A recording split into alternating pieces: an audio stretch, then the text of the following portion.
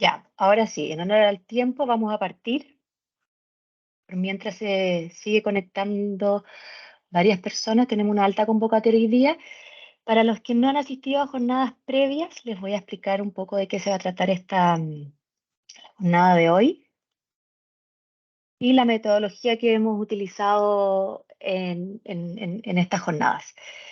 Primero me presento, para los que no me conocen, mi nombre es Josefina Otesele, jefa del Departamento de Acreditación y Gestión de Colaboradores. Y aquí, bueno, hay harta gente, pero también está conectado todo el equipo de gestión de colaboradores de aquí de la Dirección Nacional. La jornada se va a desarrollar entre las 2:30 y 1:30 aproximadamente y tiene tres bloques. El primero de ellos es donde nuestros expositores van a presentar el tema. El tema de hoy es la activación de la resolución exenta 155, ¿ya? Ahí nos van a contar bien en detalle cómo se activa, cuáles son el alcance, etcétera. Todas las preguntas que ustedes vayan teniendo, por favor, hacerlas llegar por el chat. Sus micrófonos están silenciados, por lo tanto no van a poder levantar la mano y hacerlas de manera directa, sino que por favor canalizarlas a través del chat. Y luego vamos a ir a un break de unos 15 minutitos y donde ahí los expositores van a revisar las preguntas y la idea es a la vuelta del break poder contestar las que se repiten con mayor frecuencia, contestar las que más se puedan, ¿ya? Y luego nosotros, el servicio, les hará llegar un informe que dará respuesta a todas las preguntas, ¿ya? Y le vamos a compartir la grabación también y la presentación que, como ustedes saben y como lo hemos hecho en las otras ocasiones, también van a estar en la página web del servicio. ¿Ya? Eso en cuanto a la metodología. Los expositores de hoy son Diego Yáñez, abogado del servicio, y Ana María Williams, que es la jefa de la unidad de acreditación, que también es abogada y ha participado activamente en esta resolución y en todo lo que ella conlleva. Así que eso por mi parte, les doy la bienvenida. Muchas gracias a todos y todas por participar y dejo aquí a los expositores que no los veo, pero aquí los dejo para que partan ya con su presentación.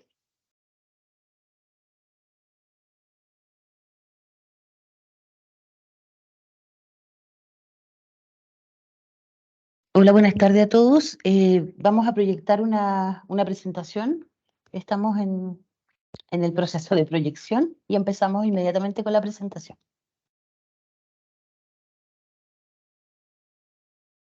Muchas gracias, Anita. Tenemos harta gente conectada, por lo tanto se hace un poquito, de repente un poco más lento. Y recuerden que todas las preguntas, por favor, hacerlas por el chat. Ahí sí.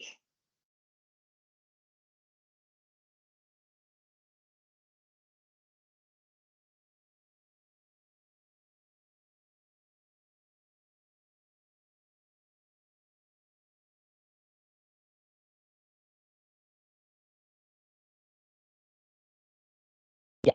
Buenas tardes a todos. Darles las gracias primero por compartir esta instancia con nosotros. Me voy a presentar, aunque María Josefina, mi jefa, ya me presentó. Soy Ana María Williams, soy abogada y soy la jefa de la unidad de acreditación de colaboradores del servicio de la Dirección Nacional. Y voy a partir yo con esta presentación y a continuación me va a acompañar mi colega Diego Yáñez, que es abogado especializado también de la Dirección Nacional. Lo primero que les voy a contar, bueno, me imagino que ustedes todos son parte de organismos colaboradores, por lo tanto, algunos ya conocen lo que es la resolución exenta 155 y su madre y su abuela, como les digo yo, que son la 2308 y la 05, que eran circulares que existían en Senam. Les voy a contar un poquito cómo evolucionaron estas y cómo llegamos a la resolución exenta 155.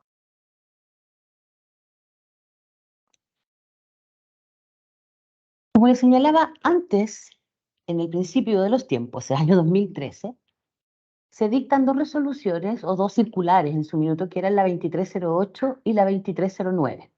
Estas dos circulares lo que hacían un poco era señalar cuál era el procedimiento ante hechos eventualmente constitutivos de delito o de maltrato o vulneración de derechos en contra de niños, niñas y adolescentes atendidos por nuestra red de colaboradores en el caso de la 2308 o por administraciones directas en el caso de la 2309. El 8 de septiembre de 2017 se inicia un proceso de modificación de estas circulares, de la 2308 y de la 2309, en razón de que se dicta la ley y entra en vigencia la ley 21.013. Esta ley 21.013, ¿qué es lo que hace? Introduce un nuevo delito en nuestro sistema penal, que es el delito de maltrato, y aumenta la protección de personas en situación especial, puntualmente de niños, niñas y adolescentes, y de personas con discapacidad y personas de la tercera edad. En ese contexto, ya no existe para nosotros, los abogados, una vulneración de derechos que no se configure necesariamente en un eventual delito. Esto en razón de que la ley 21.013, que es una ley que es un poco amplia, por no decir un poco ambigua, es poco amplia, no deja muy claro qué se va a entender por maltrato relevante, qué se va a entender por maltrato específicamente. Entonces, cabe la posibilidad que cualquier hecho de vulneración en contra de alguna de las personas que protege esta normativa signifique un eventual delito. En razón de eso, fue necesario que nosotros hiciéramos una modificación, y la primera modificación a la circular 2308 y crear la circular 05, en que ya no es para el procedimiento por eventuales delitos y eventuales vulneraciones, sino que derechamente es para hechos eventualmente constitutivos de delitos sin hacer ninguna distinción. Además de ello, si alguno es más antiguo en el sistema, se puede acordar de que en la 2308 había un reporte que se hacía en papel, que era bastante engorroso de llenar, una ficha única de caso, era todo un reporte manual, el registro, todo era manual. Entonces, la siguiente modificación que hicimos, que también fue súper importante, fue crear el módulo RUSC, que es un módulo en Sumito en Senainfo, hoy en el SIS, que permite registrar los hechos, el eventual agresor, la eventual víctima, el lugar, etcétera, en el sistema, por medio de un módulo, ya no en papel. Y nos permite sacar reportes, automatizar mucho más la información, mejorando tanto la reportabilidad como la sistematización del levantamiento de estos procedimientos. Y tercero, otra cosa que también nos sirvió modificar en su minuto con la 05 y la 06 es el cierre del proceso. ¿Qué ocurría antes? Ocurría con la 2308, 2309, que no cerraba nunca el proceso. Una vez que se levantaba una circular o se abría un procedimiento nuevo, el cierre podía pasar años antes que pudiéramos hacer este cierre, porque obviamente las medidas que se adoptaban, que eran medidas de carácter interventivo técnico, implicaba que la intervención de un niño siempre es distinta a la de otro. Por lo tanto, hay medidas que pueden tomar una modificación de un plan de intervención, por ejemplo, y que diga relación con que el cierre del proceso puede tardar meses, años, dependiendo de la realidad de cada uno de los niños que se veía afectado por algún hecho de vulneración o eventualmente constituido de delito. Entonces, en definitiva, el proceso de cierre de las REX y de la circular 05 en su minuto es otra de las cosas que nosotros también vimos la necesidad de ajustar mediante la dictación de esto. Primero contarles por qué debe existir un procedimiento formal y, en definitiva, cuál es el fin de la REC 155. Es lo primero que es importante. La REC 155, si ustedes toman el documento, si es que lo tienen por ahí, pueden leer el título. El título dice que es un procedimiento que se tiene que efectuar ante hechos eventualmente constitutivos de delitos en contra de niños, niñas o adolescentes atendidos. Es súper importante porque no se va a aplicar nunca cuando el niño es el eventual agresor contra un adulto. Siempre se va a aplicar cuando la víctima sea el niño. La obligación que establece la circular perdón, la REC 155 es la obligación de denunciar. ¿Por qué debe existir? Porque, ¿cuál es el fin último? Informar. Los procesos de intervención se hacen cargo de la intervención de un niño que sufre una vulneración o es víctima de un eventual delito. Pero el fin último de la REC 155 es solo poner a disposición la información de diferentes actores del circuito que permita que cada uno de ellos hagan lo que tienen que hacer y tomen las medidas dentro de los ámbitos de su competencia. Entonces, la obligación principal de la resolución 155 es informar. ¿Informar a quién? A los tribunales de familia o con competencia en familia, que son los que tramitan las causas proteccionales de los niños y adolescentes, al Ministerio Público, que tiene que determinar si el hecho que nosotros estamos informando es constitutivo de delito y si le cabe participación en calidad de autor, cómplice o encubridor a alguna de las personas que pudiesen sindicarse como tal, y por supuesto al servicio para que adopten las medidas que sean necesarias. Entonces, la existencia de un procedimiento formal nos obliga a que nosotros tengamos que hacer todas estas acciones a fin de dar movilidad al circuito, informarle a todos los que tengan que ser parte de este circuito y que cada uno de ellos tome la tarea que le corresponde de acuerdo a lo que la ley les obliga en cuanto a lo que nosotros estamos informando. Principales contenidos de las resoluciones, yo le puse 154 y 155 porque en definitiva igual son dos que son iguales. Hoy día solamente les vamos a exponer la 155, que es la que le atañe a los colaboradores. Y la 154, a modo solo de aclaración, es la que aplica para las administraciones directas, que es bien parecida con algunos matices obviamente distintos, en razón de que las administraciones directas, como son del servicio, tienen responsabilidad administrativa algunos funcionarios o algunos responsables que tienen que estar en el círculo. El principal contenido de la REC 155 es la obligatoriedad de la denuncia.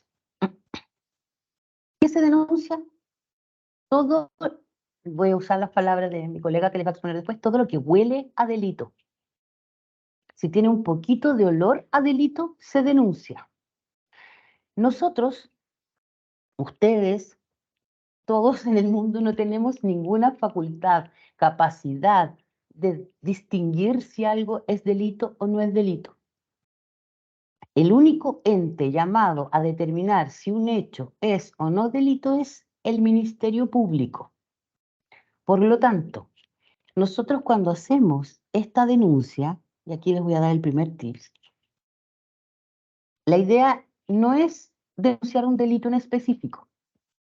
La idea es poner en conocimiento de todas las personas que vimos en la lámina anterior, tribunales de familia, Ministerio Público, servicio, hechos, una situación que acontece y que pudiese ser un delito, pero no calificarlo. ¿Por qué? Porque nos ha pasado en algunas ocasiones en que se ha calificado el delito y ha sido un delito bastante grave que fue mal calificado y no se investiga por el Ministerio Público porque lo presentan mal calificado.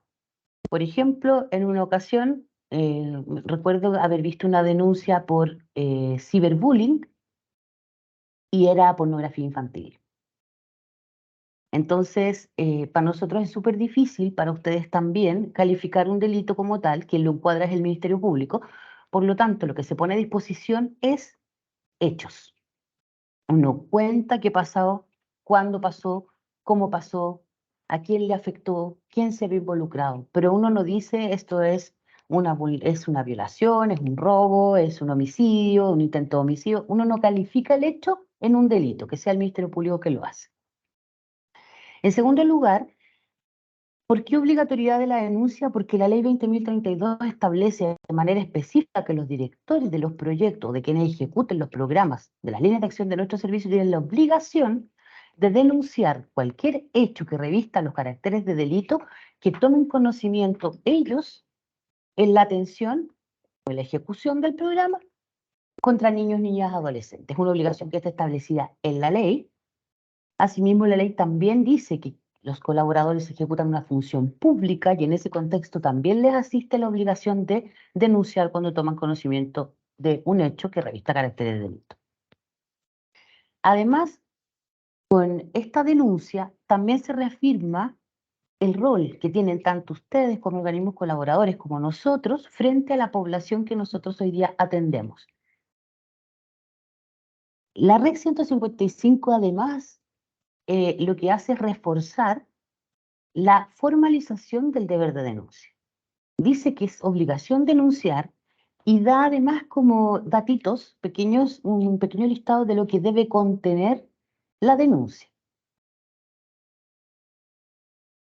La Reg 155 no también se hace cargo respecto de cuando hay denuncias en contra de adultos que están al cuidado de niños y adolescentes y que eventualmente pudiesen cometer un delito en contra de estos niños bajo su cuidado, tanto en administraciones directas, por eso dice funcionarios, como en colaboradores. Y lo último es que además la Reg 155 se hace cargo del resguardo del cumplimiento de la Ley 21.057. La Ley 21.057, que va a exponer un ratito más mi colega, dice relación con lo que se conocía popularmente como la Ley No Me Preguntes Más, que es la Ley de Entrevista Videograbada, en donde ahí establece una serie de pasos que hay que hacer cuando se toma conocimiento de algunos de los delitos que la ley en específico señala, y de cosas que no debemos hacer. Antiguamente veíamos que cuando se abría una circular 05, una 2308, a veces los equipos se tornaban un poco investigadores privados, como que tomaban conocimiento del hecho, iban donde el niño y le preguntaban, no sé, "Ay, ¿qué pasó? Y cuéntame, y dime quién te pegó, quién te hizo esto, y cómo fue, en qué contexto". Eso hoy día, en el marco de la 20.057, respecto de ciertos delitos, ya no se puede. Ya no se puede y hay un deber de actuación distinto. Por lo tanto, la 155 también se preocupa un poco de regular qué pasa en los casos de los delitos que nos señala la 21.057, que hay que tener un especial cuidado respecto a cómo se aborda la intervención de los niños.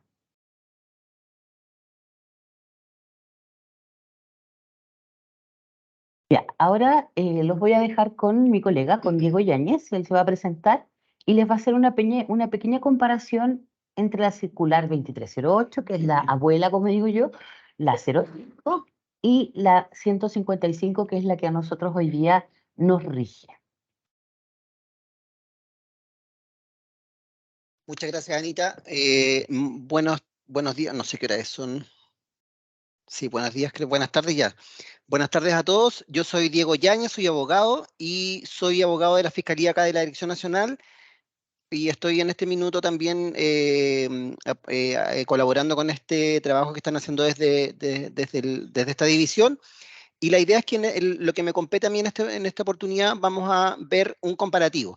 Puede ser un poquito tedioso, pero creo que es necesario el tener un comparativo de todo lo que es desde el inicio a lo que tenemos hoy día, para que también vamos viendo cómo ha ido avanzando, porque tal como decía Anita hace un ratito atrás, yo creo que tenemos una alta convocatoria, así que desde ya les agradezco eso. Y lo importante es que, o sea, muchos de ustedes quizás vienen ya desde el Servicio Nacional de Menores ejerciendo un rol en algún organismo colaborador y por tanto conocen algunos la 2308, conocen algunos la 05 y debiesen conocer todos ustedes la 155. No ninguno de ustedes debe ser una resolución desconocida. Parto de esa base. Ahora, este trabajo y lo que estamos haciendo en este minuto con Anita es poder reforzarles el conocimiento, poder aclararles algunas dudas y poder de una u otra forma ser más específico en cuanto al documento para que ustedes tengan una mejor ejecución en él, pero bajo ningún punto de vista ninguno de ustedes puede no conocerla. O sea, parto desde esa base.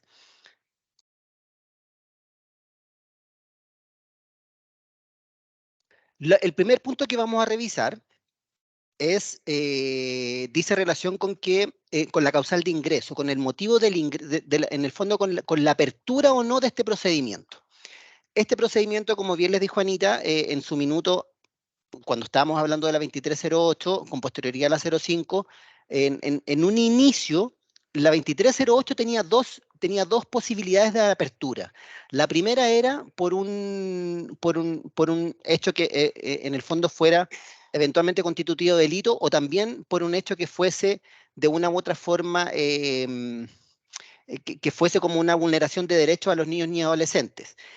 En ese punto, ¿qué es lo que ocurría? Que en el fondo existía esta posibilidad de apertura cuando no existiera un delito, porque hasta ese minuto, como les contó Anita ya hace un ratito atrás, el maltrato en particular no era un delito, pero sin lugar a duda era una situación que podía ser objeto de alguna vulneración de derecho. Por tanto, tenía dos escenarios a poder de una u otra forma ir ejecutando esta resolución, en este caso esta circular. Y no era específica en cuanto al motivo de por qué se aperturaba este proceso. Por tanto, ¿qué es lo que ocurrió? Ocurrió que la 2308 fue el primer documento que el Servicio Nacional de Menores trabaja y en el fondo establece para que los organismos colaboradores pudiesen ejecutar cuando algún niño ni adolescente fuera objeto de alguna situación de un eventual delito o de algún eventual maltrato en ese minuto, pero tenía muchos errores, la verdad. Para ser súper honesto, tenía muchos errores, más que errores, tenía muchos vacíos que en ese minuto no se visualizaron. Y por tanto, en la ejecución de esta resolución se fueron viendo estas dificultades, como este punto que estamos conversando en este minuto. ¿En qué sentido? En que muchos proyectos, y particularmente, por ejemplo, los PRM, nos pasó mucho con los PRM, abrían la resolución por la causal de ingreso. Entonces, cada vez que un niño ingresaba al proyecto y ellos tomaban conocimiento de una situación, porque claramente un niño cuando ingresa un PRM fue objeto de alguna vulneración de derecho o fue objeto de algún delito. Por tanto, el PRM en ese minuto entendía, o los proyectos en general, digo el PRM porque fue muy, muy abultada la situación que ocurría con los PRM, aperturaban el procedimiento con la causal de ingreso. Y eso era un problema grave, era un problema importante, porque no estaba dando el objeto para lo que se había establecido este procedimiento. Porque este procedimiento no era para establecer el inicio de la atención en un niño, era para establecer una situación cuando el niño ya era sujeto a atención del servicio, le ocurría alguna situación o nosotros tomábamos conocimiento de eso. Entonces, como era tan ambiguo en la 2308, y efectivamente inducía a un error, porque no fue culpa de los proyectos que ocurriera este error, la culpa fue del servicio de no haber previsto esta situación de una forma más precisa. Por tanto, en la ejecución, cuando empezamos a ejecutar desde el año 2013, si no me equivoco, cuando se empieza a ejecutar, nosotros empezamos a hacer un levantamiento desde la Dirección Nacional. Digo nosotros porque yo también fui parte de ese proceso. Empezamos a hacer un levantamiento de todas las dificultades, y esta era una de las principales. Y por tanto, como dificultad de la ejecución en el inicio, nos estaba dando una cifra que no era la real y no estábamos cumpliendo el objeto. Y ahí nosotros empezamos a trabajar y nos vimos efectivamente obligados, cuando ya estábamos trabajando en la modificación particularmente de la 05, tener que modificar y aclarar este punto. Y en este punto así se aclaró en la 05, que fue la circular que se ejecutó en Sename respecto a los organismos colaboradores. Y se especifica claramente que se va a aperturar por cualquier hecho distinto a la causal de ingreso. ¿Y eso qué es lo que nos aclara y qué es lo que les aclara a ustedes? Como para poder también dar el contexto actual. Lo que está establecido en la 05 es exactamente lo mismo que se mantuvo en la 155 de este servicio. Por tanto, lo que hablemos ahora de lo que estaba en la 05 y que se mantiene en la 155 es lo que hoy día les rige a ustedes. Por tanto, cualquier proyecto que toma conocimiento de una situación que eventualmente es constitutiva de delito de un sujeto de atención del servicio, ojo con eso, es de un sujeto de atención del servicio, distinto a la causal de ingreso, se apertura este procedimiento. Por tanto, ahí hay varios elementos que son importantes a considerar. O sea, tengo que tener un sujeto de atención del servicio, un niño, niña o adolescente, primero. Dejo fuera a los funcionarios, no porque no sean importantes, es porque este procedimiento no es para ellos. Este procedimiento es para los sujetos de atención del servicio, o sea, un niño, niña o adolescente. Cuando este niño, niña o adolescente es víctima de un hecho eventualmente constitutivo de delito, y destaco el eventualmente, por lo mismo que le señaló Anita hace un ratito atrás, que en el fondo ni ustedes, ni nosotros, ni ninguno de este servicio, ni ninguno de algún organismo colaborador, los incluye a ustedes porque son parte del servicio, ninguno de nosotros tenemos la facultad ni la capacidad de poder determinar si un hecho es o no es un delito. No estamos para eso.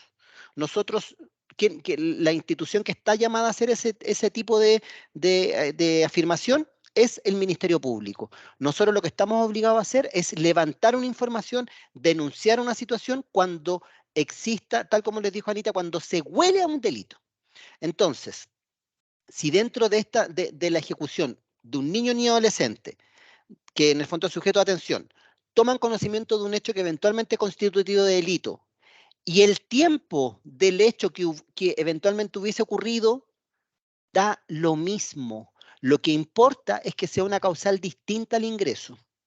Y esto es súper importante porque si, por ejemplo, para ser bien concreto, si están atendiendo un niño o niña adolescente y el niño dentro que ingresó por una causal determinada y dentro de la atención o en algún minuto de la vida, ya sea dentro del proceso interventivo incluso, o incluso no necesariamente dentro del proceso interventivo, sino que en el proceso de relación social con el niño, toman conocimiento de que el niño les manifiesta, por ejemplo, de una situación que le ocurrió que ni siquiera se acuerda hace cuánto tiempo atrás, por ejemplo. Alguna vez me pasó tal cosa y no tengo idea cuándo, no me acuerdo, o capaz que se acuerda, hace 5 años y 2 días, se acuerda perfecto. Ustedes tienen que tomar ese hecho y ese hecho sí es objeto de apertura de resolución. O sea, para ser concreto y preciso, según el momento, cuando se cumplen los elementos de que un niño es sujeto a atención del servicio y cuando efectivamente el hecho eventualmente es constitutivo de delito, en cuanto al momento de que hubiese ocurrido este hecho, la única vez que no se activa este procedimiento es por la causal de ingreso. Por el resto se activa siempre, para atrás o en el minuto. O sea, si tomo conocimiento en el minuto o si tomo conocimiento para atrás. Si fue ayer, fue hace 10 años, fue hace 17 años atrás, se hace.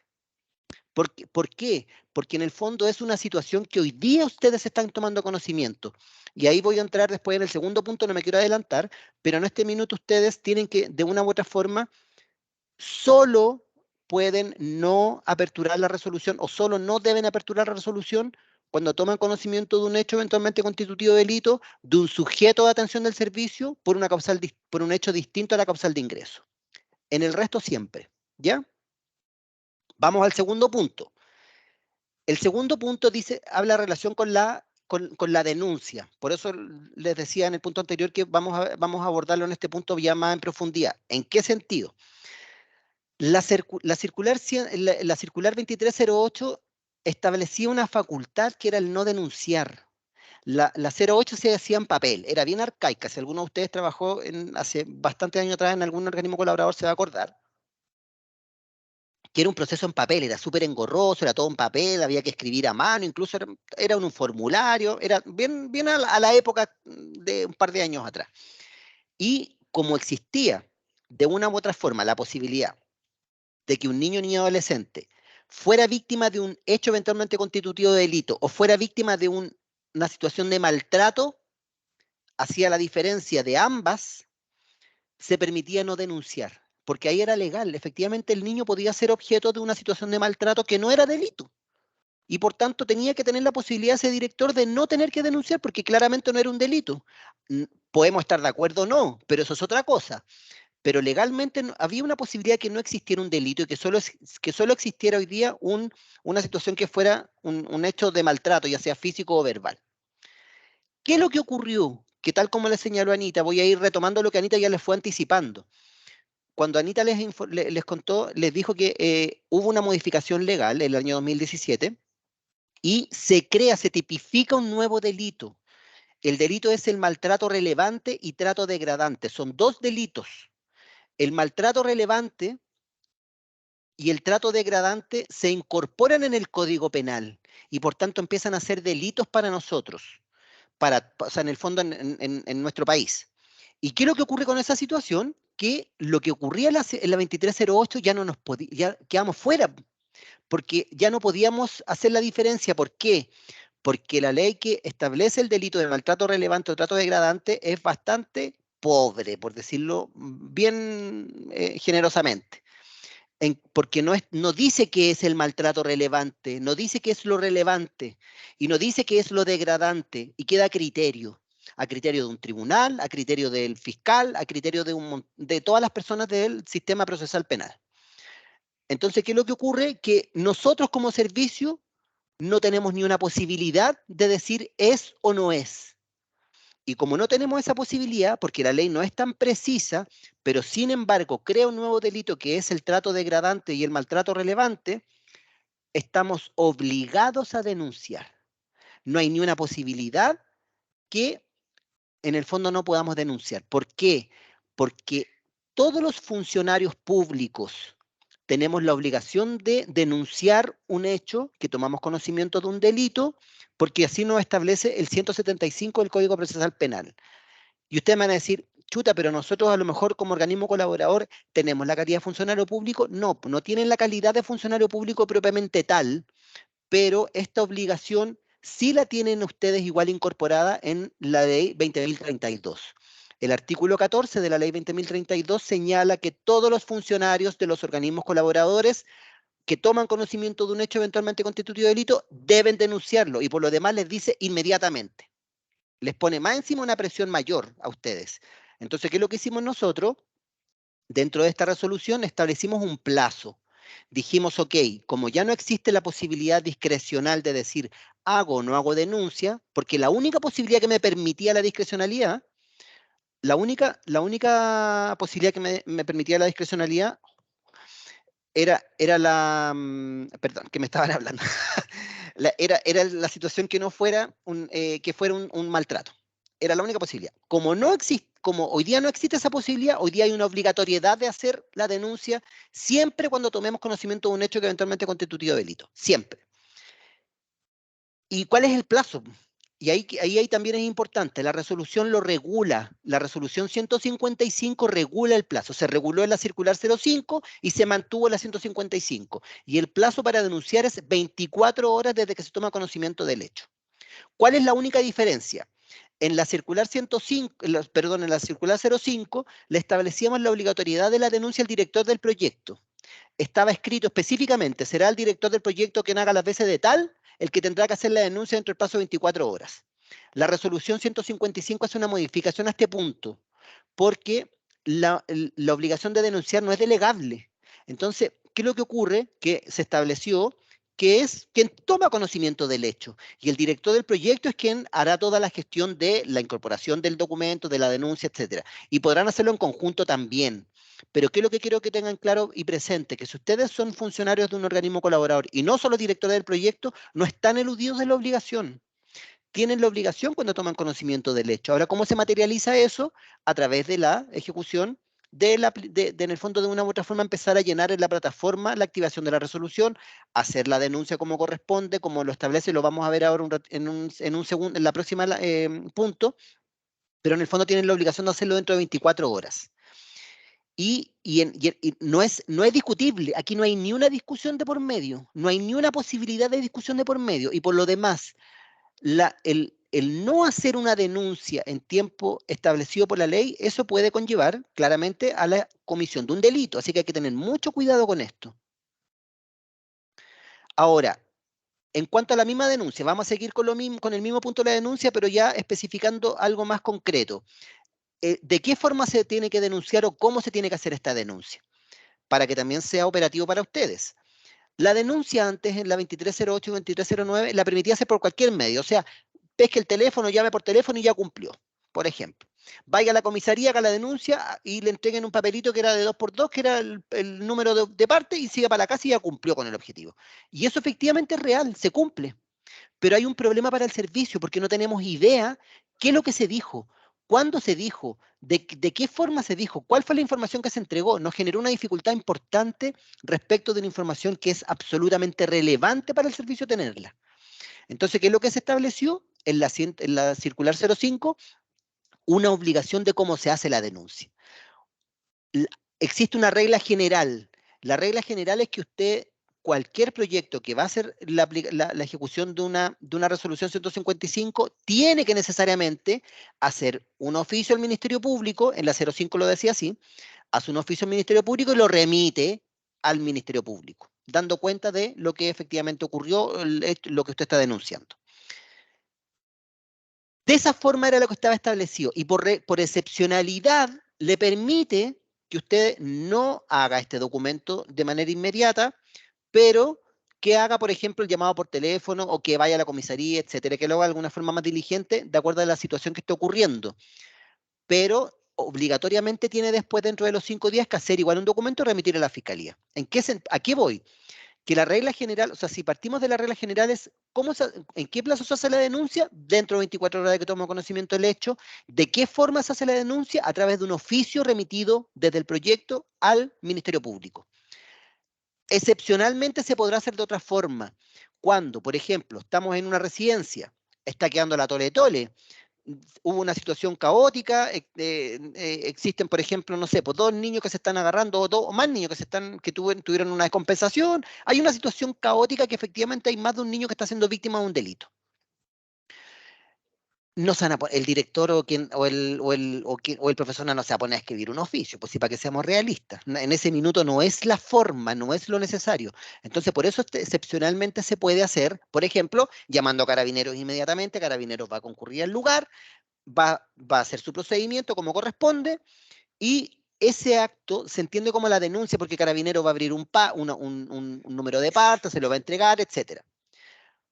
Eso ya está cumplida la obligación de denunciar, pero esa forma no es diligente para el servicio. Por tanto, la resolución obliga, en la 05 está escrito y en la resolución 155 se mantiene, obliga que cuando lo haga de esta forma, tiene que necesariamente hacer un documento donde lo remite a la fiscalía señalando, por ejemplo, el día de ayer ocurrió un hecho y lo describen. Desde este proyecto se llamó a Carabineros y se hizo una denuncia con el número tanto, incorporar el número de parte para poder ayudar a la fiscalía en esta ejecución de la investigación. Colocar el número de parte, la fecha, etcétera, y remiten el documento. Y es ese documento el que se sube a la plataforma, que después vamos a hablarlo en un punto más abajo de cómo se incorpora. Pero tienen la obligación sí o sí de hacer el documento igual. Ahora, ¿qué es lo que agrega la 155? La 155 lo único que agrega y lo único que hace la diferencia es que el Ministerio Público hoy día tiene a disposición de todas las personas un formulario. Tiene a disposición un formulario para hacer denuncias. Por tanto, si hacen un oficio en Word con el logo de la institución de ustedes y redactan el oficio y lo remiten al Ministerio Público, está perfecto. Pero también está perfecto si ustedes descargan el formulario del Ministerio Público y hacen la denuncia a través de ese formulario y lo remiten a la casilla que el propio Ministerio Público en su página del Ministerio Público tiene determinado para cada región. Y lo remiten a esa casilla, también está perfecto. Eso es lo que lo establece la 155, le agrega. La única diferencia que les permite hacerlo a través de la plataforma, a través del formulario del Ministerio Público y remitido el correo electrónico que el Ministerio Público tuvo a disposición para eso. Ahora, otro punto importante es la reportabilidad. ¿En qué sentido? En que la reportabilidad, antes, como les dije, de una u otra forma era solo la activación de la 2308 era en papel. Puras hojas con mano, con escrito a lápiz, era un desastre. Era un despelote, para ser muy claro. Y en el fondo la información era remitida desde un proyecto a la dirección regional, de la dirección a la nacional regional hacía la planilla Excel, la nacional hacía otra. Era un desorden, era un despelote. Había una buena intención, pero era un despelote. Entonces, el año 2017, ¿qué es lo que se establece? Cuando se empieza a hacer esta modificación, que nos vimos obligados por la incorporación del nuevo delito de maltrato relevante o trato degradante, y ahí nos vimos obligados a tener que apurar esta modificación, y en ese minuto hubo posibilidad presupuestaria, hubo una disponibilidad presupuestaria de poder, en la Senainfo, que era el sistema que nosotros utilizábamos en Sename, se pudiese abrir una pestañita para esto. Y digo una pestañita en términos muy simples, pero eso involucró recursos económicos y un trabajo importante de ese departamento, que era el Departamento de Planificación en esa oportunidad, en conjunto con todos nosotros claramente, para saber qué es lo que se pone, cómo se pone, qué paramétrica, qué dato, etc. Entonces, ya esto dejó de ser en papel y se estableció una forma de reportabilidad en el módulo, que hoy día es el SIS, hoy día es el que conocen todos, que supongo que todos los que están en esta capacitación lo han visto alguna vez. Espero que así sea. Entonces, en el módulo es muy simple de aperturar este procedimiento, muy simple. Tiene 2 pestañas, se van llenando los datos, uno va pinchando el dato que va siendo necesario, tiene por lo demás un apartado que son, si no me equivoco, 500 caracteres, no me acuerdo exactamente, pero parece que son 500 caracteres, para poder describir la situación que se está reportando. Y en la pestaña siguiente tiene la forma de ir estableciendo como las medidas que se adoptaron en favor del niño adolescente, medidas que se adoptaron también en favor de un agresor, si es que fuera también se pueden adoptar medidas si el agresor es sujeto a atención del servicio, porque claramente sigue siéndolo. Se tiene que obligatoriamente subir el oficio del Ministerio Público, o sea, el oficio o la ficha de la página que se descargó para hacer la denuncia, se tiene que subir sí o sí obligatoriamente también el oficio que se remite obligatoriamente a la causa de protección del niño ni adolescente víctima del hecho que se está reportando. Se suben esos dos oficios obligatoriamente y se pueden hacer un montón de otras acciones, de medidas que se pueden ir adoptando. Y eso se hace a través de la plataforma de SIS hoy día, que es exactamente lo mismo que estaba en Senainfo, solo que le hicimos una modificación que lo vamos a ver en un par de minutitos más con las situaciones de explotación comercial. Pero hoy día hay una reportabilidad en el sistema que es mucho más fácil, mucho más práctica, mucho más inmediata, porque hoy día el proyecto hace la apertura de esta reportabilidad, la dirección regional toma conocimiento inmediatamente, nosotros de la nacional y los profesionales de la dirección regional tienen acceso inmediato a saber lo que está pasando y lo que están ustedes llenando. Podemos saberlo inmediatamente, podemos ir viéndolo. Entonces también da una mayor facilidad de tomar conocimiento de lo que está pasando.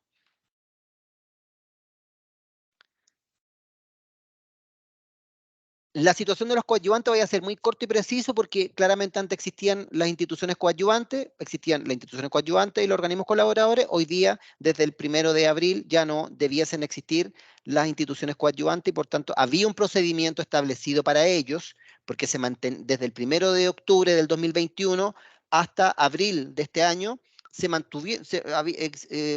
ejecutaron instituciones coadyuvantes y eran de una u otra forma reconocidas todavía, pero a contar del 1 de abril ya no existen porque así lo establece la propia ley que señala que todas las instituciones que ejecutan una línea de acción del servicio deben estar acreditadas. Por tanto, esta parte me la paso un poco la paso por alto porque ya hoy día no existe. No me hagas reír a esta, por favor. Esta parte en el fondo la saltamos un poco porque actualmente ya no existe instituciones coadyuvantes que deben estar ejecutando. Tenemos, por otro lado, la reportabilidad y... esto lo voy a hacer, de una u otra forma lo vamos a entrelazar con la sistematización que les hablé de antes. Hoy día se hace todo a través de la plataforma del SIS, en el SIS se va incorporando los datos y la reportabilidad va siendo a través de este mismo sistema.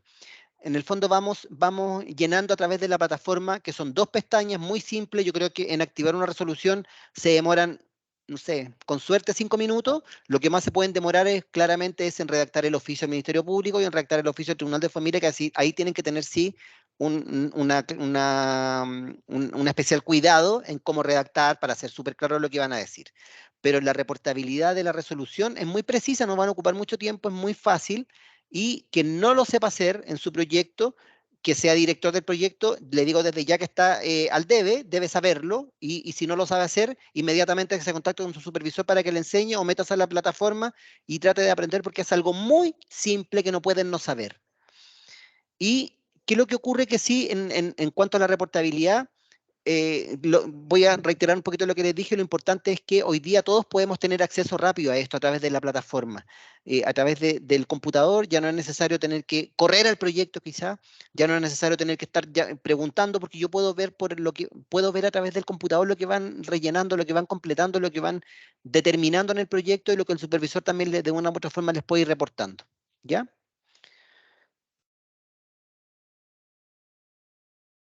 Cuanto al cierre de las resoluciones, esto es muy preciso, la 2308 no establecía un minuto del cierre y habían resoluciones que estaban aperturadas el año 2013 y estábamos en el 2015 y todavía seguían abiertas. Eso es una tontera. Y como no podía ser, porque en el fondo no cumplía el objeto de la resolución de este procedimiento es el que le señaló Anita, es tomamos conocimiento de una situación eventualmente constitutiva de delito y activamos el sistema. Le informamos al Ministerio Público, le informamos al Tribunal de Familia, adoptamos las medidas internas dentro del proyecto para evitar que siga ocurriendo y evitar que ocurra con posterioridad a ese niño o a otro niño en la misma situación. Punto, se acabó. Y ahí se terminó el procedimiento. De ahora, el trabajo nuestro continúa a diario, pero para lo que está establecida esta resolución ya terminó. Eso era el objeto y ya se cumplió. Ahora seguimos ejecutando nuestro trabajo normalmente. Y después en el proceso de supervisión se irá viendo si lo hice bien, lo hice mal. Pero eso es otra cosa. Para el objeto de esta resolución ya se cumplió. Por tanto, lo establece y establece porque antes no señalaba, no hablaba del cierre, hoy día sí se habla del cierre, y el cierre es dentro de los 5 días de aperturada y la obligación del cierre de esta resolución, o sea, de decir, si las medidas adoptadas por el proyecto y que el supervisor técnico estuvo en conocimiento de ellas, es carga del jefe de la unidad de supervisión y fiscalización de la dirección regional. Él es el responsable de hacer este cierre en la plataforma. El responsable de adoptar las medidas son los proyectos, el responsable de estar también diciéndole al proyecto está bien, está mal, me parece, no me parece, etcétera, es el supervisor, y el responsable del cierre es el jefe de la unidad de supervisión. En cuanto a la obligación de supervisión, esto es un poco lo que les señalaba, independiente de lo que nosotros estemos reportando, se activa este procedimiento que tiene este objeto de activar a todo el mundo, activamos este procedimiento, una vez que se activa el procedimiento y ya se cumplieron todas las etapas, termina para para el objeto de esto, y después sigue nuestra obligación normal y ordinaria de funcionamiento, y el equipo de supervisión claramente tiene que ir viendo con posterioridad dentro de su proceso de supervisión cómo fue, si en el fondo las medidas que se adoptaron se cumplieron los compromisos, etcétera. Tiene que ir haciendo su trabajo de supervisión, pero ese es en otro espacio, ya no es en la resolución. Esto ya lo señalamos en reiteradas oportunidades. Antes existía el maltrato relevante, antes no existía el delito de maltrato, por tanto se podía denunciar o no. Hoy día no hay ni una posibilidad. Hoy día sí o sí se tiene que activar una resolución 155 cuando hay una situación eventualmente constitutiva de delito de un sujeto de atención del servicio. Sí o sí, no hay ni una posibilidad que no. Y en cuanto a los requerimientos de los verificadores, esto claramente también es relevante porque había una carga adicional a los proyectos antes y a las direcciones regionales por parte de la nacional que pedíamos mucha información en papel. Mándemelo, el comprobante, el verificador, escanéelo, etcétera. Hoy día no, hoy día basta que uno se meta a la plataforma y si ustedes como proyecto hacen su trabajo de manera correcta, no va a haber ningún problema para adelante. Porque si ustedes llenan la apertura de la resolución de manera correcta como corresponde, si suben los oficios al Tribunal de Familia y al Ministerio Público como corresponde y adoptan las medidas pertinentes como corresponde, no va a haber ningún problema. El problema va a estar cuando alguno de ustedes no haga su trabajo como corresponde. Ahí vamos a tener un problema.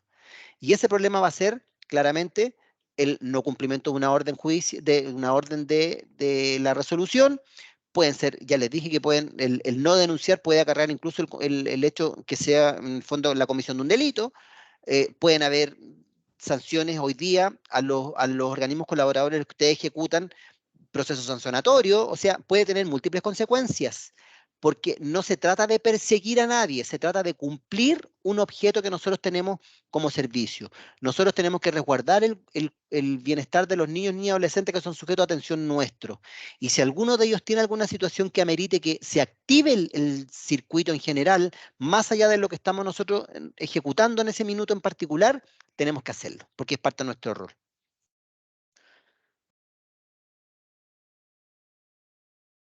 Y en cuanto a la reportabilidad, que ya esto ya se lo señalé, en cuanto al que el plazo para reportar, para hacer la denuncia son 24 horas, y solo hay una diferencia en que se hizo en la 307, que se lo voy a hablar en la próxima lámina, solo hay una diferencia en cuanto a la reportabilidad.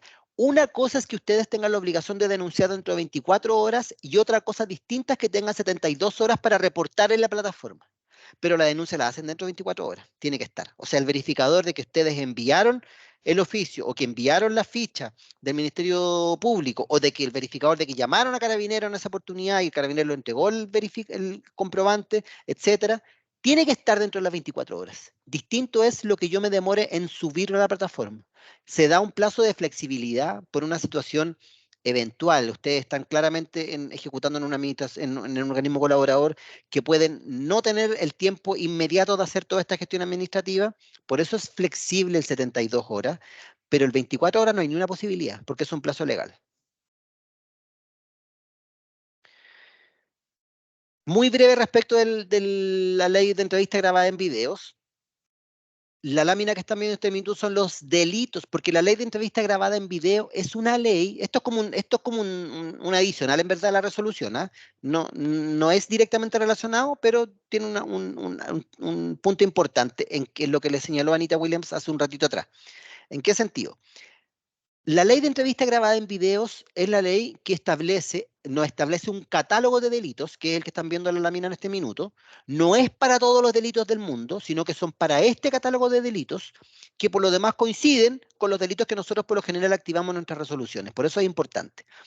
Entonces, ¿qué es lo que ocurre con esta ley? Que esta ley establece un procedimiento de investigación penal para estos delitos, protegiendo al niño y adolescente. O sea, hoy día no hay hoy día está en ejecución en el país completo, hoy día no hay excepcionalidades porque la ley de entrevista grabada en video fue una ley que fue de ejecución gradual en distintas regiones, se hizo por tramos, el país se dividió en 3 partes, pero hoy día está el país completo en ejecución, así que hoy día no hay ni una excepcionalidad. Por tanto, cuando un niño ni adolescente sea víctima de uno de estos delitos de los que estamos viendo en la lámina de hoy día, que son los que se establecen en el artículo 1 de la ley de entrevista grabada en video, no le pueden preguntar nada. Ustedes solo tienen que recoger lo que el niño les entregue.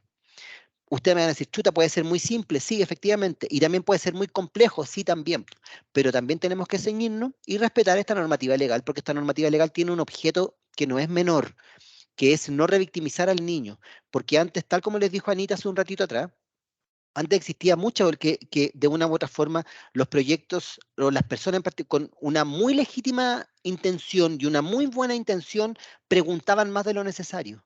Hoy día no pueden, tiene una prohibición legal. Y quien tiene que preguntar es el Ministerio Público. Por eso tienen que hacer, ustedes, ¿cuál es su obligación principal? Es movilizarse rápido con activar esta resolución, hacer el oficio del Ministerio Público y tratar de tomar contacto inmediato con el Ministerio Público cuando esto sea de una u otra forma una situación grave, porque el Ministerio Público tiene que adoptar medidas y dentro de esas medidas es tomar la entrevista investigativa, que es parte de esta ley. Y por último, les voy a hacer una precisión que la resolución 155, que es la que estamos revisando en este minuto, que es del 14 de marzo del 2022, a los poquitos meses después se hizo un ajuste, una modificación bien cortita, que es a través de la resolución 307. Y esto esto se hizo principalmente porque quisimos hacer una especificación respecto a los delitos de explotación comercial infantil. ¿En qué sentido? En que cuando existe la activación de una resolución 155 por una situación de ESNA, le nace inmediatamente una obligación al proyecto primero. ¿En qué sentido? Que cuando está llenando la plataforma tiene que pinchar ESNA. Y cuando pincha eso en la plataforma, se le despliega una serie de información que tiene que completar adicional por ser una situación de explotación comercial. Entonces, se agregó a la plataforma paramétricas particularmente de ESNA, de explotación comercial de niño y adolescente. Se hizo esta extensión en la plataforma para los proyectos y además se le establece una obligación a la dirección regional. O sea, la dirección regional, cuando se activa una resolución por ESNA, tiene la obligación de hacer un oficio a la Defensoría de la Niñez. Y en ese oficio tiene que describir lo que ocurrió y tiene que acompañar la mayor cantidad de información que tenga respecto a esa situación. ¿Para qué? Para que la Defensoría de la Niñez, que es la institución que hoy día tiene la legitimación activa para poder querellarse, lo haga. Porque nosotros no tenemos esa legitimación activa para hacer presentaciones penales como querellante. Ya la perdimos como servicio. Antes existía en Sename, hoy día no existe mejor en Servicio de Protección Especializada. ¿Ya?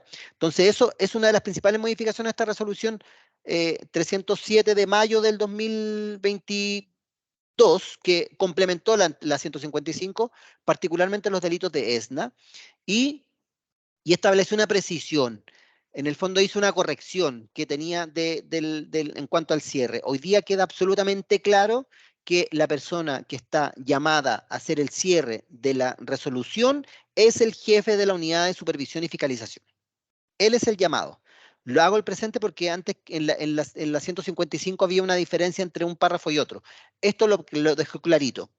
Es el jefe de la unidad de supervisión y fiscalización de la dirección regional. Y por último, también lo otro que se hizo en el fondo como esta modificación y precisión es lo que ya les conversé respecto de los plazos, que efectivamente el plazo para hacer la denuncia es de 24 horas y tienen un plazo de 72 horas para activar dentro de la plataforma el procedimiento, que no me amplía el plazo de la denuncia, solo me permite poder activarlo dentro de las 72 horas por una situación de normal funcionamiento del proyecto. Me pasé un poco, traté de hacerlo lo más rápido posible porque no había mucho tiempo disponible, pero creo que puede abordar lo más central, lo más importante. Ahora entiendo que vamos a tener un par de minutos. Ustedes, a medida que yo iba hablando, ustedes podían hacer preguntas en el chat. Entiendo que en el chat están trabajando ya el equipo de esta división, están trabajando inmediatamente en sistematizar sus preguntas. Vamos a hacer un break en este minuto de 10 minutos. 15, 10 o 15, Anita. Ya, 10 minutos vamos a dar por la hora. vamos a hacer un break de 10 minutos, son las 1:30. A la 1:40 nos vamos a volver a conectar. O sea, vamos a quedar conectados igual, pero vamos a volver a las 10, perdón, a la 1:40, solo para responder las preguntas que ustedes hicieron por el chat y vamos a hacer una sistematización de ellas y las que se repitieron con mayor frecuencia o las que son más relevantes de poder abordar en este tiempo, las vamos a dar una respuesta entre Anita y yo. ¿Ya? Eso, muchas gracias a todos. José. Gracias, Diego y Anita. Nos juntamos en 10 minutos más.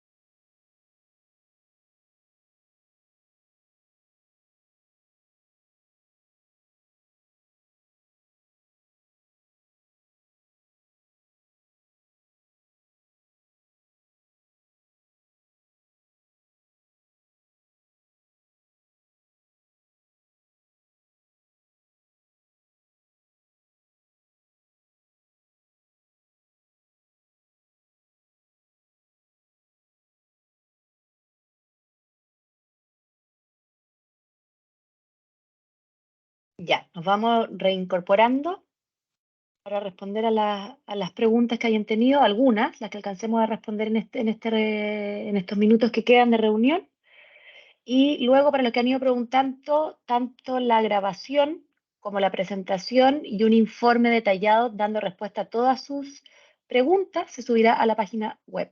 Nosotros les vamos a mandar un correo con el link para que puedan revisar en detalle. Diego y Anita, ¿están por ahí? Estamos solucionando algunos problemas de conexión, así que vienen en un minutito. Ya, súper. Pueden seguir haciendo preguntas por el chat, por si acaso.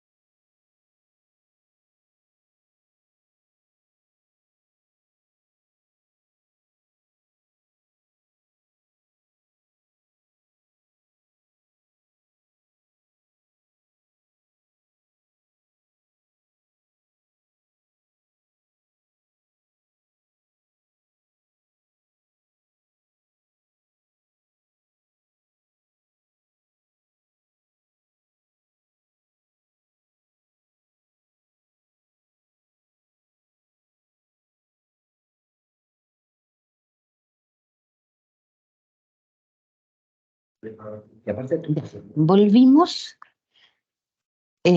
Vamos a responder algunas de las preguntas que nos hicieron durante el desarrollo de la capacitación. Yo voy a partir con las dos preguntas que más me gustan, porque son las dos preguntas que más se repiten siempre en todas las capacitaciones que hacemos. Hay que hacer denuncia respecto a cuando los niños, tanto supuesto agresor o supuesta víctima, son inimputables, y hay que hacer denuncia respecto de los intentos autolíticos. Esa es la pregunta. Son las dos preguntas que más se repiten siempre en todas las capacitaciones porque queda la duda. Les voy a contar que vamos a aplicar una cosa que se llama criterio. Efectivamente, los inimputables no tienen responsabilidad penal. Por lo tanto, ellos no pueden cometer delitos. Asimismo, los intentos autolíticos o los intentos de suicidio o de autolesiones tampoco es delito. Pero generalmente, cuando se producen estas situaciones entre inimputables o intentos autolíticos, generalmente se producen en residencia, bajo cuidado alternativo. Por lo tanto, si bien es cierto, no existe un delito asociado directamente a la conducta de los niños, puede existir un delito asociado a la conducta del adulto que está a cargo del cuidado de los niños. Entonces, en ese contexto, sí se denuncia. Sí se denuncia, pero yo cuando partí la exposición al principio les dije que nosotros no calificamos los delitos. Entre paréntesis les voy a decir de que si ustedes miran el RUSC, el formulario que está en SIS, si se dan cuenta nosotros nunca tipificamos el delito. Ustedes abren el RUSC y no les va a salir homicidio, no les va a salir violación, no les va a salir, no sé, lesiones graves, lesiones muy graves, sino que ¿qué es lo que les va a salir? El bien jurídico protegido, porque nosotros no calificamos el delito. ¿Qué dice? Contra la integridad física, contra la propiedad. O sea, Eso es lo que nosotros los abogados llamamos el bien jurídico protegido. ¿Contra qué atenta el delito? No el delito mismo, la tipificación es mucho más específica. Entonces, en el caso de los delitos que dicen relación con intento autolítico o que dicen relación con inimputables, el que se puede configurar en ese caso es el de negligencia, que es maltrato relevante. En el RUSC les aparece como negligencia. En la denuncia no es necesario que se indiquen el agresor, así como diciendo la culpa es de don Luchito González, sino que ustedes, cuando hacen la denuncia, como les dije al principio, lo que tienen que hacer es poner en conocimiento del Ministerio Público hechos que eventualmente puedan revestir el carácter de delito. ¿Cómo sería la denuncia? Sería, siendo las 15:30 horas del día 8 de septiembre del 2023, el niño de tanto hace un intento de suicidio o se autolesiona, estando de turno las siguientes personas, o estando a cargo de la casa o estando a cargo de las siguientes personas. Y el Ministerio Público investigará si existe algún tipo de responsabilidad por negligencia de los adultos a cargo del niño. Entonces, y lo otro, que en la RUS también se le permite que ustedes pongan que se desconoce el agresor. Entonces, tampoco es necesario que se indiquen un nombre respecto de quién se indica como agresor. Entonces, reforzando intentos autolíticos y eventuales conductas como exploración sexual entre inimputables o lesiones o agresiones, nosotros nos ha pasado muchas veces que a veces tenemos adultos que asusan los delitos. Anda y pégale nomás. Si te gritó, pégale. Si te miró feo, pégale. Si te robó no sé, pues si te robó un pendrive, pégale. Eso también es delito, pero no es delito de los niños. Es el adulto responsable el que tiene que poner los límites, el que está cometiendo una eventual negligencia. Por lo tanto, por eso les decía que hay que aplicar un poco del criterio de cómo redactan la denuncia y entendiendo que lo que ponen en conocimiento del Ministerio Público es un hecho. El hecho va a ser que el niño le pasó esto, estando estas personas a su cargo, etcétera, etcétera. Ahora, nunca, jamás en la vida se constituyan como investigadores. Eso no corresponde tampoco, porque leí varias preguntas que decían relación con que hacemos indagación, no hacemos indagación, cuándo indagamos, cuándo no, nunca. Ustedes ponen en conocimiento del Ministerio Público solo lo que se les devela, solo lo que se los dice, usando palabras exactas. Nosotros siempre los abogados nos dicen que estamos un poco dañados porque utilizamos palabras que a veces son como fuertes. Cuando técnicamente yo veo de repente informes que dicen el niño sufrió abuso sexual.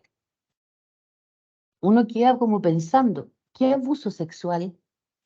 Porque para nosotros los abogados existen diferentes tipos de vulneraciones o de delitos en contra de la indemnidad sexual.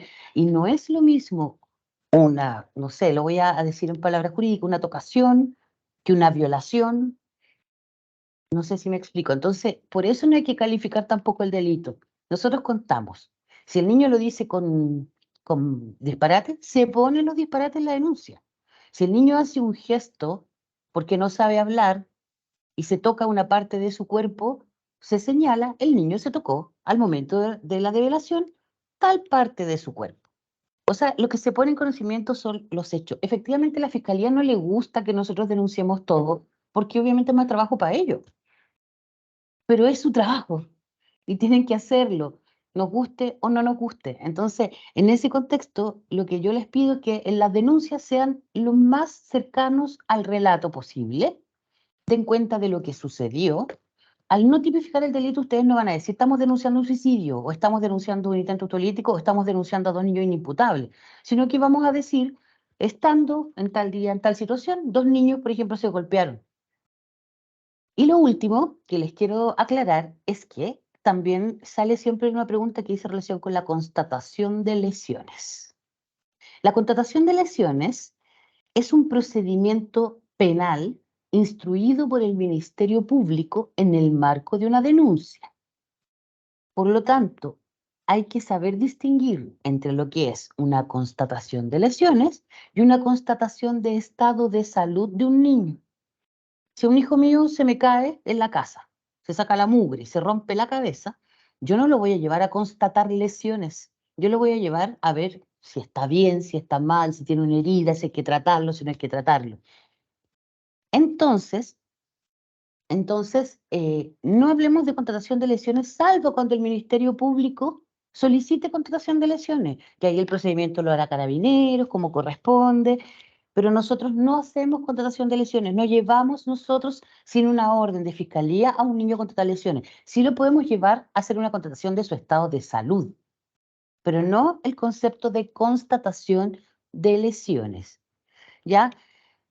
Ojo, vuelvo a reiterar porque estoy viendo que están entrando preguntas. La denuncia no es necesariamente la tienen que hacer en contra de alguien. La denuncia pueden relatar hechos. Ustedes pueden solo relatar hechos, no sindicar. Se puede poner que se desconoce. Se puede poner solo el contexto. Por ejemplo, si hay un niño que fue a una visita a su casa, lo dejaron salir el fin de semana y fue a su casa y vuelve con una lesión o vuelve con una develación. Ustedes señalan, en el contexto de visita domiciliaria de fecha tanto, entre tal y tal hora, el niño al retorno da cuenta de esto. Sin decir, fue la mamá la que le pegó, fue el papá el que abusó. No. El Ministerio Público determinará qué pasó, cómo pasó, cuándo pasó y quién fue el responsable. Por eso lo mejor es que no se compliquen tanto con tratar de definir qué delito es, quién es el culpable, quién no. Y lo bueno es que, como les decía, el módulo RUSC en definitiva les permite decir que se desconoce el agresor. Piensen ustedes los delitos que se denuncian que ocurrieron hace 15 años, como decía Diego, hace 10 años o hace 7 años, y que hoy día recién tomamos conocimiento, no vamos a saber quién es el agresor. Y por último, y ahí con esto le doy el paso a Diego, nosotros esperamos que los programas que atienden a los niños, los proyectos que atienden a los niños estén coordinados, conversen entre sí.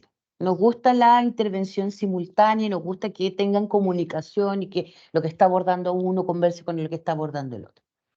Si un programa, un proyecto toma conocimiento de un hecho eventualmente constituido de delito y hace el procedimiento de la 155, no exime al otro de hacerlo, pero el otro no tiene que hacer una segunda denuncia. El otro lo que tiene que hacer es mandar un oficio al Ministerio Público citando la denuncia que conocieron. Lo mismo si al niño le pasa en el colegio, le pasa en la calle, pensando en un ambulatorio, y ya hay una denuncia hecha, es responsabilidad de ustedes de poder coordinarse, de conseguir la información y en el oficio, en donde cuentan la parte que ustedes saben de la situación, porque a veces el programa A tiene un relato A y el programa B puede tener un relato B. Ustedes aportan lo que ustedes saben, haciendo alusión que ya se denunció por parte del programa A, o que ya se denunció por el colegio, o que ya se denunció por el servicio de salud correspondiente. La idea es que... Deme un segundo.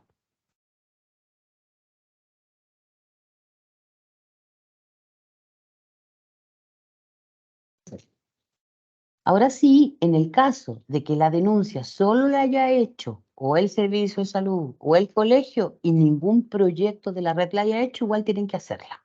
No sé si me explico. O sea, entre proyectos, denuncia el primero, refuerza el segundo, el tercero o el que esté. Ante externos que no sean de la red, tienen que denunciar igual al menos uno de los proyectos interventores y los demás, si toman conocimiento, aplican la misma norma. No sé si me di a entender, pero creo que con eso ya respondí las preguntas, por lo menos las que más me gustan a mí, que son las preguntas que más se repiten dentro del chat. Ya, muchas gracias, Anita. Voy a hacer un alcance antes de responder las preguntas. Voy a hacer un alcance a dos comentarios que nos realizaron que de una u otra forma dicen, son relacionados con preguntas, pero más en particular. Primero, respecto a los coadyuvantes, efectivamente, como les dije, las instituciones coadyuvantes desde el 1 de abril Ahí sí, se me había muteado sin querer. Las instituciones coadyuvantes deben estar acreditadas por obligación legal de a contar el 1 de abril. Por tanto, por eso se subentiende que no existen hoy día instituciones coadyuvantes que estén ejecutando. Pero en la práctica hay hoy día una institución, o puede haber incluso más de una, que sea una institución coadyuvante y que se haya acreditado por el servicio y haya cumplido con la obligación legal de haberse acreditado. Efectivamente está acreditada, pero no está licitando una línea de ejecución del servicio con este servicio. Es una situación muy excepcional, pero puede ocurrir, y dado que puede ocurrir, y de hecho fue una de las consultas que se levantaron en el chat, es importante hacer esta aclaración, para que esa institución, o si hay alguna otra más que esté en esa situación excepcionalísima, debe ceñirse por el procedimiento que está regulado en la REX. O sea, ellos activan como institución coadyuvante informando a la dirección regional, y la dirección regional es quien activa el procedimiento a través de la plataforma del RUSC. ¿Ya? Para que tengan clara esa precisión. Y la otra precisión, agradecer también a la persona que nos hace el alcance respecto a los delitos de la ley de entrevista grabada en video, donde estaba la descripción de los delitos. Efectivamente, el delito de sodomía fue un delito que efectivamente está derogado. Así que, por tanto, se nos quedó pegado ese delito dentro del catálogo de delitos de la ley de entrevista grabada en video, porque al día de hoy no existe un delito de sodomía como se conocía anteriormente, que es el acceso carnal de una persona mayor de 18 años a un menor de sexo masculino, también menor de edad hoy día no es un delito. Podemos encuadrar ese acto en una violación, en un estupro, en cualquier otro delito, pero el delito particularmente como sodomía hoy día no existe. ¿Ya? Hacer esos dos alcances y precisión. Ahora me voy a las preguntas particulares y concretas que nos fueron haciendo, que se repetían también, como decía Anita, por lo general siempre son las mismas dudas que nos van levantando y que es importante ir clarificando y especificando. Una de ellas dice relación con ESNA. Una persona nos decía, si bien es cierto, no tenemos que calificar nosotros como un hecho en particular, como un delito en particular, ¿por qué con ESNA sí tenemos la obligación de marcar de ESNA y activar un procedimiento distinto? La respuesta a ese alcance que nos señalan es que el nombre explotación comercial, en el fondo ESNA, no es un delito, ese término, es una generalidad. Los delitos en particulares que dicen relación con la explotación comercial hoy día son la explotación sexual de personas menores de 18 años o la obtención de acciones sexuales de una persona menor de 18 años, y también los delitos que dicen relación con la difusión, la promoción de material pornográfico infantil.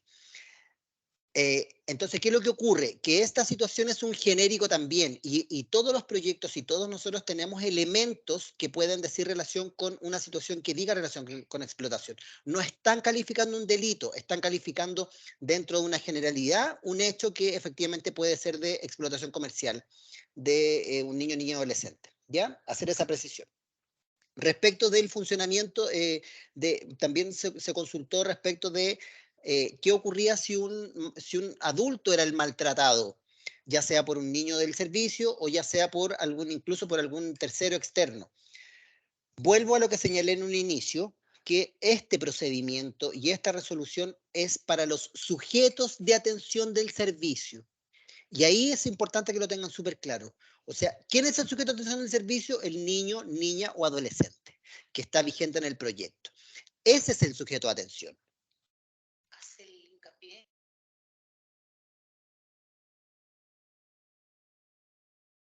Por eso hago presente que en el fondo tiene que ser el niño, niña o adolescente que está vigente en el proyecto. Él es el sujeto de atención. Él está incorporado como un sujeto de atención del proyecto de usted y por tanto él cae dentro del sujeto por el cual se tiene que activar este procedimiento. Si ocurre con un adulto, ocurre con algún funcionario de la residencia o sea, del proyecto en particular, ya sea porque algún niño lo agredió o lo maltrató, o algún tercero incluso, eso también es una situación compleja que el servicio la aborda, pero no con este procedimiento. Este procedimiento solo es para un sujeto de atención del servicio, o sea, un niño, niña o adolescente ingresado y vigente en el proyecto, y hago el subrayado vigente, porque hay niños que pueden estar en una lista de espera, y ustedes toman conocimiento de eso. Ese niño, si está en una lista de espera hoy día, no es vigente del proyecto, por tanto, no es hoy día sujeto de atención de ese proyecto. Está en una lista de espera por una situación que podemos discutir y podemos conversar latamente del motivo de por qué, pero para efectos prácticos, para efectos súper estrictos, es para el sujeto de atención del proyecto. Si está en una lista de espera y toman conocimiento, claramente es muy diligente que el proyecto le informe al tribunal de familia la situación que está ocurriendo. emita un oficio señalando la situación que tomó conocimiento. Si tiene que hacer una denuncia, ponga la denuncia también, pero no por el procedimiento de la resolución 155, sino que por el funcionamiento normal, ordinario y común de funcionamiento de un proyecto, ¿ya? Y por último, también quiero hacer presente respecto de los plazos. Respecto de los plazos, también es importante hacer la precisión. La denuncia, no existe posibilidad alguna que nos extendamos más allá de las 24 horas de tomado conocimiento del hecho. 24, tomo conocimiento del hecho y hay 24 horas legales para poder hacer esta denuncia, ya sea a través del oficio que se remite al Ministerio Público, ya sea a través de la ficha que se descargó de la página del Ministerio Público, se remite al correo electrónico, o ya sea de la manera excepcional, que es el llamado por teléfono a carabineros, o de la ida a un funcionario policial de hacer la denuncia. Esa es una cosa. Para eso hay 24 horas. Distinto es el plazo de 72 horas que tienen para reportar en el SIS. Eso es muy distinto. Yo tengo que hacer la denuncia dentro de las 24 horas, pero puedo reportar en el SIS dentro de 72, que es otra cosa, ¿ya? Y el plazo de los 5 días es para terminar el procedimiento. O sea, desde que un proyecto inicia la activación de una RUSC, empieza a correr el plazo de las 24 horas, el plazo de las 72 horas y el plazo de los 5 días. Al quinto día, ¿qué es lo que ocurre? Que al quinto día ya no me permite hacer modificaciones al sistema, se tiene que cerrar, queda firme, por decirlo de alguna forma. Por tanto, dentro de esos 5 días existe la posibilidad de ir modificando medidas, de una u otra forma de subir el oficio, por ejemplo, la copia, que sería, la verdad es que no sería muy diligente porque no se van a demorar mucho subir la copia de un documento a la plataforma, pero la resolución lo permite. Súbala a la plataforma, pero eso no quiere decir que la tenía que dejar de hacer dentro de las 24 horas. No hay ni una posibilidad a eso. Y si efectivamente hacen la denuncia de la manera excepcional, que es, por ejemplo, con un llamado a carabinero, cumplieron con la obligación dentro de las 24 horas al llamar a carabinero dentro de las 24 horas, efectivamente, pero la resolución les establece la obligación igual de hacer un oficio y este oficio dar cuenta. Ya lo dije hace un ratito atrás y lo preguntaron igual, pero lo repito. Se puede hacer la denuncia de esta forma excepcional por una situación solo porque no permitió hacerla a través de un oficio o la ficha del Ministerio Público. Se hace de manera excepcional, por ejemplo, de llamado telefónico, el carabinero comparece, se hace personalmente con él, pero la obligación de redactar un oficio igual y subirlo y remitirlo al Ministerio Público dando cuenta de la situación que se denunció y dando cuenta de que se hizo una denuncia con tal fecha, por tal situación a tal carabinero de manera presencial, el número de partes tal, la fecha es tal, etcétera, etcétera, etcétera, esa obligación existe, no se elude y tienen los 5 días para poder subir ese verificador. Eso con el tema de los plazos. Y con el tema de lo que señalaba Anita también en cuanto a si la denuncia se hizo por algún otro proyecto, solo reforzar que efectivamente el proyecto el primer proyecto que toma conocimiento del hecho es quien activa la resolución. La resolución los obliga, no es que si quieren o no quieren, la resolución los obliga a tomar contacto con los otros proyectos. Tienen que tomar contacto, tienen que recabar información y a lo mejor el proyecto tiene información adicional que aportar, pero el primero que tomó contacto es quien activa.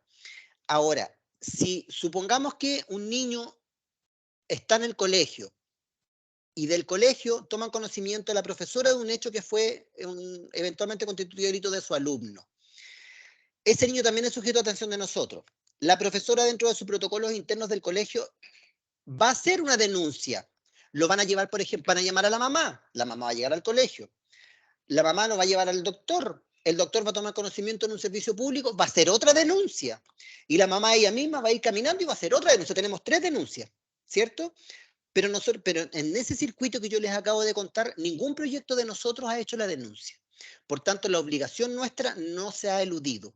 Todavía tenemos la obligación de hacerlo, pero es muy diligente que al hacer la denuncia, el proyecto que tomó conocimiento de nosotros, y sabemos que la hizo el colegio, que la hizo el médico y que la hizo la mamá, lo coloquemos en nuestro oficio que remitamos a la Fiscalía como dato adicional para que el fiscal pueda cuando le llegue esa denuncia, pueda buscar las otras y unificarlas. Eso es una forma de contribuir a la investigación penal del Ministerio Público. Eso creo que por mi parte. Anita, no sé si quieres complementar en algo más. Sí, quiero complementar algo. A ver, lo primero, quiero reforzar que la aplicación de la resolución 155 es obligación para informar. Las demás acciones que puedan pensar a propósito de la vulneración de un niño que es víctima de un eventual hecho constitutivo de delito, como coordinaciones, entrevistas con adultos responsables, son propios de la intervención que ustedes hacen con los niños. La única obligación que tiene el RUSC, lo que es obligatorio, es la denuncia al Ministerio Público, la información al Tribunal de Familia, el levantamiento de la RUSC. Las demás acciones que ustedes puedan consignar como otras acciones que hicieron son complementarias, pero no es necesario. Por eso la RUSC no contempla las coordinaciones con la familia, comunicación con el adulto responsable, como en los términos de intervención, porque eso es parte de la intervención. Esto es una resolución de comunicación, de activar una información a ciertos actores. ¿Ya? Eso quería reforzar un poco con respecto a la resolución. Con respecto a la plataforma del Ministerio Público, reforzar de que si ustedes entran a minpub.cl, van a encontrar una cosa que dice quiero denunciar o quiero hacer una denuncia. Ahí ustedes entran y hay un formulario que está en Word, que uno lo llena y lo manda a un correo electrónico que también está en la plataforma abierta, de que indica qué fiscalía corresponde al lugar donde ustedes están, y se manda por correo electrónico. De vuelta van a recibir un correo de confirmación. Eso es un verificador de que hicieron la denuncia. Entonces no se compliquen, porque no en todas partes hay una plataforma como un módulo del Ministerio Público, así como súper elevado. Solamente es descargar un formulario, llenarlo en Word, mandarlo a un correo electrónico. Y con eso se cumple la obligación de denuncia. Entonces es súper sencillo de hacer. Efectivamente, las 24 horas son desde que uno toma conocimiento. Si es sábado, si es domingo, si es festivo, da exactamente lo mismo, porque la obligación asiste a todos los trabajadores del proyecto. El que toma conocimiento, denuncia.